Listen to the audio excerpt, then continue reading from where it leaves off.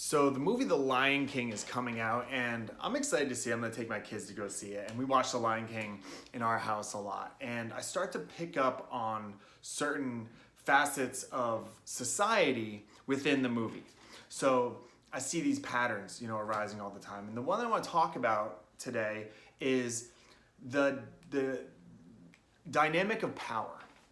And I want to do a comparison between Mufasa and Scar. There's a lot of depth and archetypes within the story of The Lion King. You can go to Hakuna Matata and going on a life adventure for Simba and all that kind of stuff. Fulfilling your destiny, all that kind of stuff. But I want to focus on Mufasa versus Scar and talk about power and the dynamics of these two very different individuals in this story. So, a lot of postmodernist thinking and intersectionality and things like that are very trendy right now talk about power and power dynamics and power hierarchies and how structures of power are bad. And I disagree with that. I don't think hierarchies are bad. I don't think that power is bad. And I think that it's far more complicated than that. I think that's overly simplistic. And I'm going to use Mufasa and Scar as examples to support the hypothesis. So they're brothers. This is a Hamlet story, essentially. And Mufasa is powerful. He is the king. He is the most powerful animal in the animal kingdom. And yet he is deeply respected. So much so that the movie starts with all of these animals rising up and traveling just to pay their respects. They put in real effort just to pay their respects, traveling through the desert and getting up early and all that kind of stuff just to bow their heads and say, we respect you. Okay? So that is something that is important to recognize about power, is that it is not necessarily corrupt. I posted something on my Instagram about how power doesn't corrupt, it reveals. And I think that that's accurate. I think Mufasa would be who he is if he was, just one of the animals at the bottom, or if he is at the top. I think that's who he is. So, because he is the king, he has a lot of power, and he has a lot of responsibilities.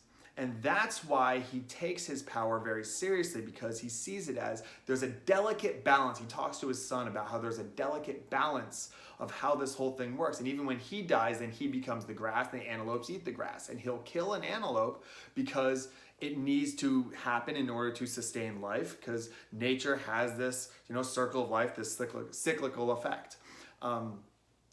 But Mufasa shows emotion. He shows fear. Like there's fear in his eyes when he sees that Simba's in trouble. So his fear is not for himself. He is extremely brave. But his fear is when someone he cares about, someone he cares more than he cares for himself.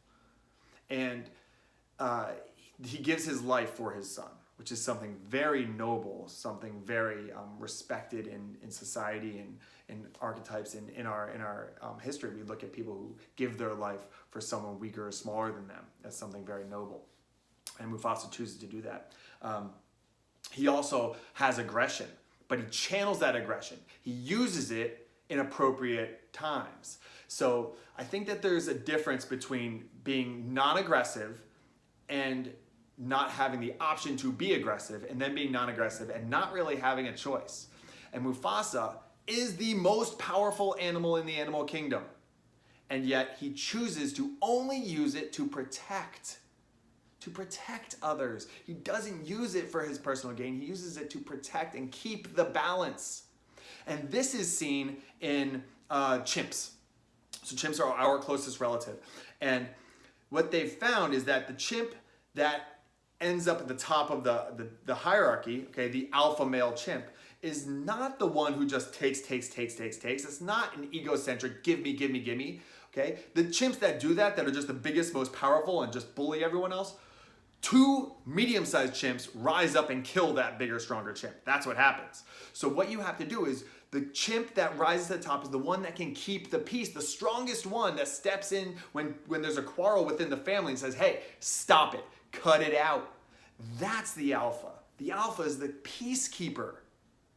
Okay, the one that fosters relationships and keeps a balance, and that's Mufasa. Now on the other side, his brother is Scar. Now Scar is always on the defensive. He has his claws out the whole movie. If you see, he always has his claws out.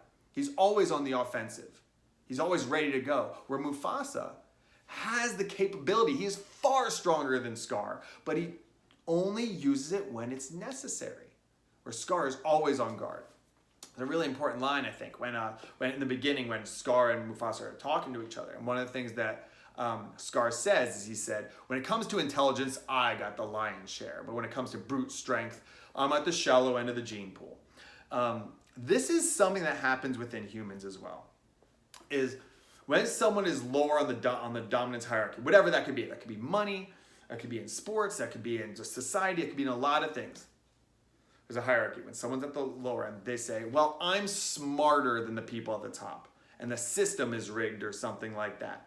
Okay, sometimes people with high IQs who do well on standardized tests and good on board games and stuff like that, but then do poorly in other competitions, real world competitions, like in the job market or something like that, they become very bitter, very angry, and that's what we see with Scar.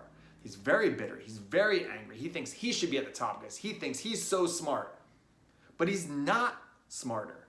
That's the point, is you can be smart in a board game, but that does not mean that you're smarter than the person who can build a business or something like that. You're smart in a board game. Everyone has intelligence in one specific area or two specific areas, but does that actually apply to, can you keep a balance? Mufasa kept a balance. It was all good. People respected him. Even the antelope that got killed understood it. But then Scar thinks, I can do it better. I'm smarter than him. And then he takes power, okay, through surreptitious means, kills his brother, and then takes power. And what happens? It all crumbles. It's not that easy, actually. If you were so smart, then how come you couldn't keep this balance and keep everyone fed? You couldn't even keep your friends fed. In fact, the hyenas said things were better under Mufasa. The hyenas said that. They recognized it, that this thing is hard to keep a balance. So it's not that power is evil here. It's what hands is the power in. And when it is egocentric, when it's all ego-driven, when it's all about the self, which Scar was. Scar had fear, but Scar's fear came at the end when Simba was going to kill him. He had fear about himself. He's self-centered. And self-centeredness mixed with power is a dangerous combination. But selflessness, seeing the big picture, keeping a community, keeping the balance and power, that's a good thing. That's the best thing. We want Mufasa to have power. We don't want Scar to have power. And we also don't want to just grab Pumbaa to have power. He couldn't keep that balance. Someone has to have power. There has to be a dominance hierarchy. That's the way nature intended, and you can't fight nature. If you fight nature, you're going to lose. Okay? You have to ride it, like riding a wave and surfing. You have to do it that way. That's the only way it's going to work. You want to understand anything better, look deep into nature. That's an Einstein quote. So nature has dominance hierarchies. There's a food chain. I love the Instagram, nature is metal. It's really brutal, and you see like how rough nature is. And it really puts things in perspective.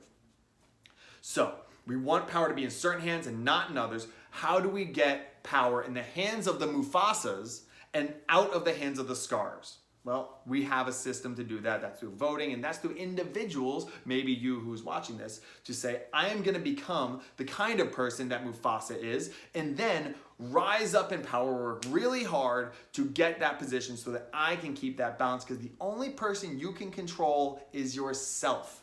That's why I'm a teacher. I'm here trying to tell you to become that person and then rise to power so that when you have that power, you can make massive good in the world. Because when the movie started off and then when it ended, we had a good leader, a good, powerful leader. That is what we are aiming for. And that's my analysis breakdown of Scar versus Mufasa and the dynamics of power.